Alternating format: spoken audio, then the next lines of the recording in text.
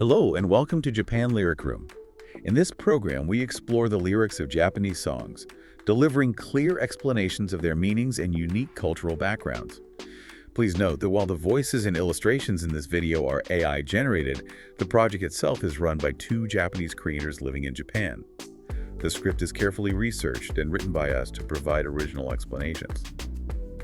So, what if I told you that one of the most explosive, just aggressively loud rock anthems of the early 2000s was actually written by a guy sitting in a corporate office cubicle? Yeah. Utterly terrified that his music career was a total failure. It kind of completely shatters the whole illusion we have of rock stars, doesn't it? Totally. I mean, we tend to picture these artists bursting onto the scene fully formed, just overflowing with bravado and confidence. Yeah, like they were born with a leather jacket on or something. Exactly. But the reality behind today's lyric explanation is far more grounded in everyday anxiety. It really is. Today, we're exploring the lyrics of Haruka Kanata by Asian Kung Fu Generation, a band that fans affectionately just call Ajikan. Oh, Ajikan. If you were watching anime back in the early 2000s, just hearing that name probably triggers immediate nostalgia for you. Oh, absolutely. This track came off their 2003 major debut mini-album, Hokai Amplifier. But the catalyst that really shot this song into the stratosphere was its selection as the second opening theme for the massive, just global hit anime, Naruto. Yeah, that tie-in was a seismic event for them. I mean, it took their very distinct, gritty sound and broadcast it to the entire world. Yeah. To really grasp the weight of what they're singing, we need to first look at the immense pressure they were under during that era. Yeah, that context is everything. Exactly. So from there, we'll walk through 7 specific lyrical phrases in order, kind of unpacking the Japanese cultural nuances and how they translate into English. Awesome. Let's set the stage with that pressure then, because, the moment you press play on Haruka Kanata, the very first thing that hits your ears is this blistering, almost desperate wall of sound. It's intense. But behind the scenes, Masafumi Goto, the band's vocalist and guitarist, he was practically suffocating under his own doubts. Yeah, he really was. He was working a standard corporate job after college. And the band, they had been grinding away for years, facing this agonizingly long period without any tangible results. Right. And Goto has been very candid in interviews about how heavy that feeling of being, unreached was. Unreached, that's a great way to put it. Yeah, imagine pouring your soul into an art form, playing show after show, and just feeling like you're shouting into an absolute void. It must have been crushing. It was. They were actually actively questioning whether they should just hang it up and quit music entirely. Wow, quit entirely. Yeah, the musical landscape of the early 2000s had very specific trends, and Ajikan was struggling desperately not to get buried underneath them. They just wanted their music to be found by someone, Yeah. And then, basically out of nowhere, the opportunity for the Naruto tie-in lands on their lap. Which is crazy timing. Right. But they didn't even jump at it right away. The director actually had to convince them to take the gig, telling the band that this song would, quote, push their backs when going to the world. Push their backs, yeah. It was that exact desperation, this terrifying realization that this anime opening might literally be their last shot at making it. That birthed the raw, unpolished energy of the track. You can physically hear that anxiety in their performances from that era, too. Their live energy wasn't just passionate, it was notoriously volatile. Really? Volatile how? Well, the band's drummer, Kiyoshi Iichi, he later revealed that they played every single song way too fast during their live sets. Oh, wow. Just rushing through it. Exactly. The internal tension was running so high that they were literally having heated arguments in the dressing room over the tempo of their own music. That's insane. Their adrenaline was just permanently spiked. I always think of their situation back then like a pressure cooker. You've got years of this soul-crushing corporate drudgery, all these unfulfilled musical dreams, the fear of failing. All trapped in there. Right. It's all just trapped under a tightly sealed lid, simmering. It creates this highly combustible energy. And the second they were given a massive platform like Naruto, that lid was going to blow. Oh, without a doubt. And here's a crazy piece of trivia about that release of pressure. Takahiro Yamada's iconic driving bass intro, the exact bass line that immediately identifies the song. Yeah, the one everybody knows. It was actually cut entirely from the TV-sized broadcast of the anime. It's hard to even imagine the song without it now. Exactly. Fans watching Naruto on TV, they didn't even get to hear the song's true intended form until they physically went out and hunted down the full track. That's wild. And that explosive release of pressure we're talking about is exactly how the song opens lyrically. So the very first phrase Goto sings, if you just drop that into a basic translator, you get something pretty straightforward, like, I'll step on the accelerator. But the cultural nuance behind that phrase goes much deeper. It translates to stepping on the gas pedal, casting away all doubt and hesitation to accelerate past the limits instantly. Wow, yeah. Fumikomu sounds like such a heavy, committed word in Japanese. It doesn't feel like you're just, casually tapping the brakes or gently cruising down the street. No, not at all. It feels like you are slamming your foot to the floorboard and refusing to let up. That's exactly the mechanics of the word, yeah. Fumikomu carries a very strong, deliberate will. It implies thrusting your feet into completely unknown territory. Thrusting your feet, yeah, that makes sense. When you consider the band's history we just outlined, the corporate jobs, the years of self-doubt, the fear of quitting, this single word projects their urge to break through their stifling reality, using sheer, uncalculated force. Just breaking through the wall. Right. The lyrics right after this explicitly state there's no bargaining and no strategy. It's a young band actively burning their own ships, Right. They're cutting off any route of retreat, so they have absolutely no choice left but to fight. Because if they don't have a backup plan, they can't fail. They have to succeed. Exactly. And that muddy, sort of unpolished determination bleeds right into the next lyric. A basic English translation for that is, I'll shove it in at the very end. Yeah, the underlying cultural nuance here is shoving it in at the very end, forcing my way through, and twisting the situation to my favor, no matter how difficult it gets. The word Nejikomu, it paints a very specific picture. This isn't a sleek sports car smoothly accelerating on a freshly paved highway. Definitely not. No, this is like a battered off-road vehicle stuck deep in a muddy ditch, tires violently spinning, throwing dirt everywhere, until it finally catches a single inch of traction and just launches itself forward. It's incredibly unglamorous. Unglamorous is the perfect descriptor for that. Nejikomu is a highly physical, almost bruising word. Bruising it. It literally means to force something into a tight space where there's significant resistance, usually by twisting it or relying on brute force. Like trying to open a jammed door or something. Yeah, it's the total opposite of navigating a situation smartly or elegantly. It conveys this obsessive, animalistic energy.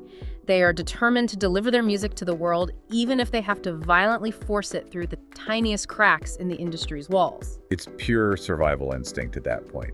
And, when you're running on survival instinct, your pacing is going to be pretty erratic. Absolutely. You're not jogging, you're sprinting until your lungs burn.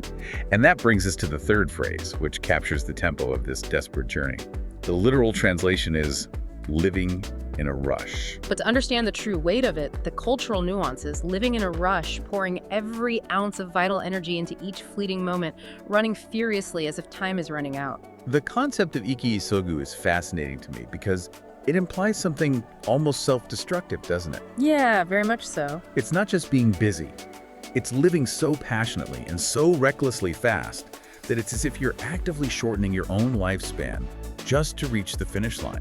It's a frantic sprint where the protagonist's feet are tangled, but they're still desperately trying to get far away from the impatience and anxiety surrounding them. Which is such a relatable feeling. Right, and this is also where the song's connection to Naruto becomes so incredibly vivid. Oh, right, the anime tie-in. The protagonist of that series, Naruto Uzumaki, he is entirely defined by his refusal to give up. I mean, he gets beaten down, he's covered in mud, his fate as an outcast ninja is incredibly harsh, but his spirit never breaks. Right. The band's frantic scramble for recognition in the real world perfectly mirrors Naruto's desperate fight to be acknowledged by his village. It's crazy because they were writing about their own lives, Yeah. right? But they accidentally wrote the perfect anthem for this fictional ninja. It really functions beautifully on both layers. It does.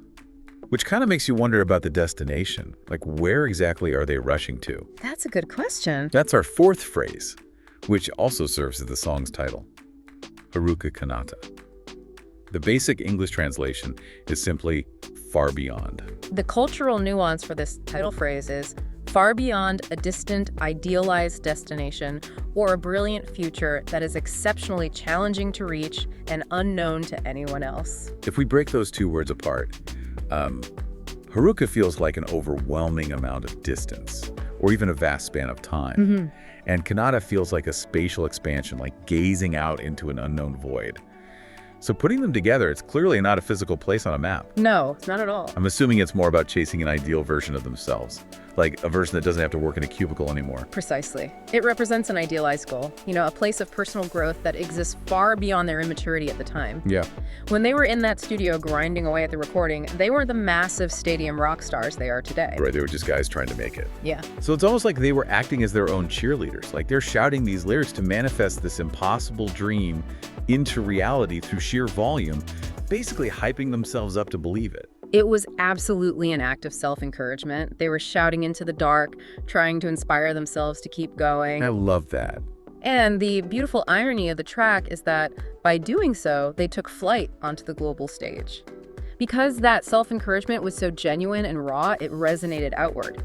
That's why the song functions as such a powerful cheer for listeners today.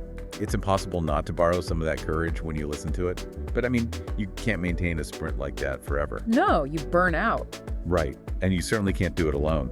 The song eventually has to shift its focus from this internal solitary drive to the people who are actually running beside them. That transition is key. Yeah, and that's where phrase 5 comes in. The basic translation is, if it isn't you, it means nothing. The cultural nuance captures the absolute exclusivity of this emotion. If it isn't you, it means absolutely nothing. No matter what I snatch away or grasp, it holds zero value if you are not there. The word Kimi means you.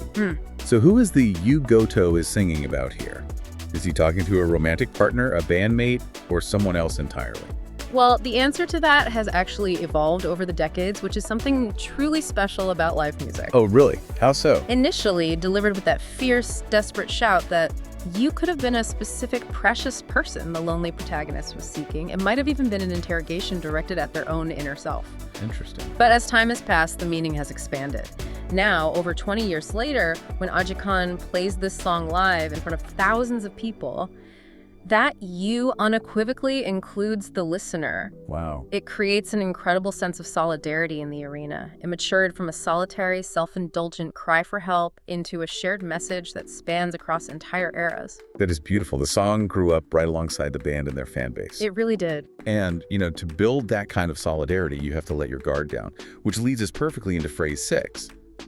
This lyric contains one of the most surprising contrasts in the entire track. Oh, I know which one you're talking about. Yeah. The basic translation is, gently opening my heart. The cultural nuance for this phrase is, gently opening my heart, quietly liberating my tightly locked interior to prepare for accepting others and the world. I'm just so fascinated by the mechanics of this specific line because we are right in the middle of this pounding, aggressive, distorted rock arrangement. The bass is driving, the drums are frantic. Yeah, it's very loud. And then Goto uses the word Sotto, which means gently or quietly. It feels like finding a perfectly still, quiet eye in the middle of a raging hurricane. Why drop such a delicate word into such a violent song? It's an exquisite piece of emotional intelligence, honestly. Using a delicate, quiet adverb like Sotto against a heavy drum arrangement creates a massive dynamic contrast. It signifies that true connection actually requires vulnerability. After all the muddy, violent acceleration we've discussed, the forcing, the shoving, the sprinting, they realize that you can't just bully your way into a genuine connection with another human being. Right, you can't Nejikomu your way into someone's heart. Exactly. Instead of hardening their hearts against a difficult world, they have to courageously and gently offer up their inner selves. That's the only way the subsequent lyric, if I pull you close, it will surely reach you, can actually happen. So the aggression gets them out of the mud, but the vulnerability is what allows them to actually connect once they're moving. Perfectly said. That perfectly sets up our final lyrical analysis, phrase 7. This is where the ultimate transformation takes place. The basic translation is, your world that has grown accustomed to fabrications. The deep cultural nuance here is your world that has grown accustomed to fabrications. A cynical reality where you protect yourself by hiding your true feelings behind lies. The word Itsuwaru feels like it's doing a lot of heavy lifting here. Yeah. I'm assuming this isn't just about telling a little white lie, but a broader sense of faking your way through life. Exactly. Itsuwaru means to hide your true feelings or to actively bend the facts. It describes a cynical world ruled by resignation.